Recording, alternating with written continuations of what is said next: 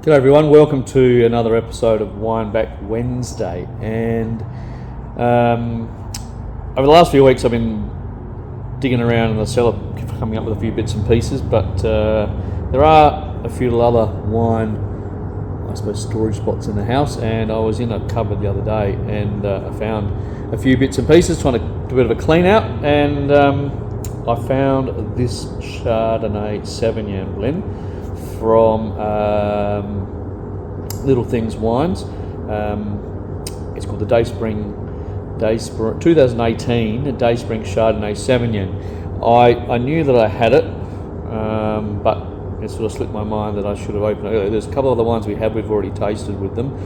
There was a red blend, and then also a lovely Pet Nat or Pétillant Naturel, which we drank a number of years ago. But I suppose did forget about this one. But the brainchild behind this wine is a guy called James Madden. He was born in Sydney, grew up in Tasmania, ended up working hospitality in Perth, met after a chance meeting, he met James Erskine from Joma Wines, Anton Van Klopp, I think is Lucy Margot Wines, and Tom Shobrook from Shobrook Wines in 2010 over in Perth. And they were the guys who probably were driving the natural wine movement in the early days. I suppose there is a conjecture about calling it natural wine because most of us make natural wine in some shape or form, and we do.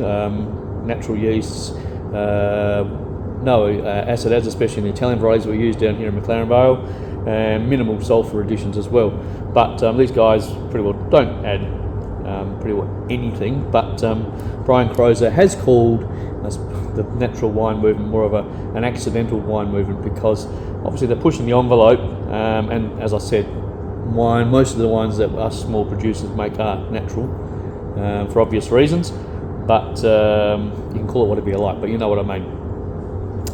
Moving right along, after that trance meeting with the three guys, he was blown away. They were obviously passionate about what they did, and really interesting wines.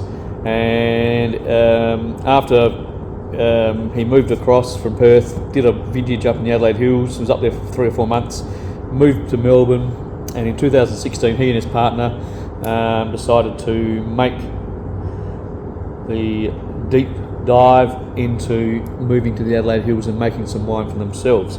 And so I moved up there to sort of the Basket Range region and started making some bits and pieces. And honestly, I couldn't find much information on the website about this wine, about the brand. There was an article from Broadsheet that said he doesn't even have a website. That was a number of years ago. That was in I think a similar time that this was made, but couldn't find much information. But knowing the Chardonnay, or proportion of the Chardonnay, or maybe all of the Chardonnay component for this wine came from some dear friends, a little vineyard up in Cherryville. In 2016 I made a Blanc de Blanc sparkling from the vineyard. It's a great little 2 acre, it's about 2 acres, that wonderful uneconomical sort of size. It faces due east. It's a really cool climate up in the Adelaide Hills, a little bit of a gully, and obviously facing east, and really quite a steep slope, so only really gets sun till about sort of mid-afternoon, then it starts going to shade, and really good acid retention, and does produce some really good fruit. That year we took it, and I think James might have leased it off them for a number of years after that. Okay, so as I said, it's natural wine, so no additions, indigenous yeast fermentation, in probably old oak, and bottled not long after with no sulphur, which says no sulphur addition, and unfined and unfiltered.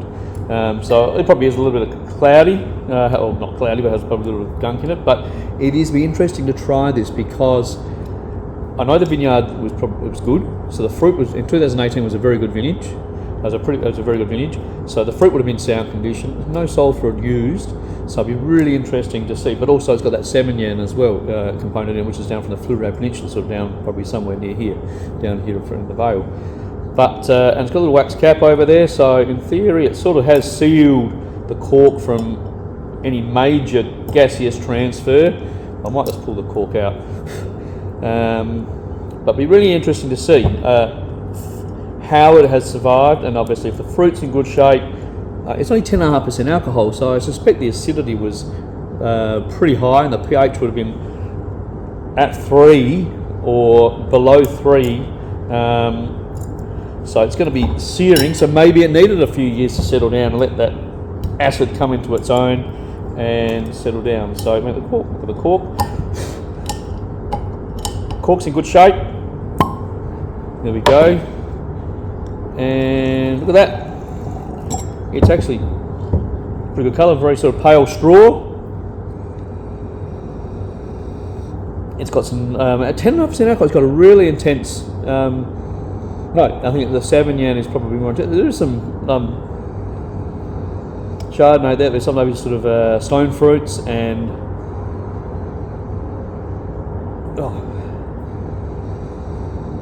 bit of leesy note through there, but really quite inviting. There's a little bit of, I mean, it's obviously probably used older oak, but really quite complex.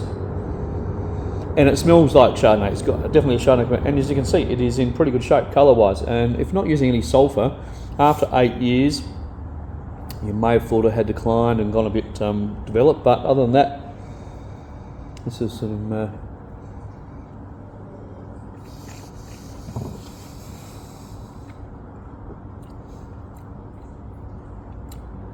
it's showing a little bit of oxidation on the palate, but other than that, there's some stone fruits, lovely acidity, long. There's sort of some pears and figs, but overall, that is holding up very well for a while. I mean, as I said, there's no reason why. The fruit would have been in good condition, picked early, lovely acidity, low pH. Probably went into bottle reasonably quickly post vintage. I mean, I'm not sure, probably a few months, 3, 4, 5, 6 months maybe. Obviously you want to retain that vibrancy and cleanliness and freshness, capture it in the bottle, cork, bit of cat wax on the top to really seal it, and looking good. And there's a lovely little label. James's sister does all the little drawings. You see they're sort of a bit silly. All the names and the labels of the wines inspired by his family, whether it be his mum or his dad, who unfortunately passed away. There's a wine, I think a Grenache named after him, and just sort of where their lives are at that point in time. So a little bit of some funny little pictures there, some fish, some fruit, a kookaburra, etc. But really interesting. There we go. Don't know if the brand is still around, but it's a 2018 Dayspring Chardonnay Savagnin from Little Things. They are based in the Adelaide Hills. Thanks for listening. Cheers.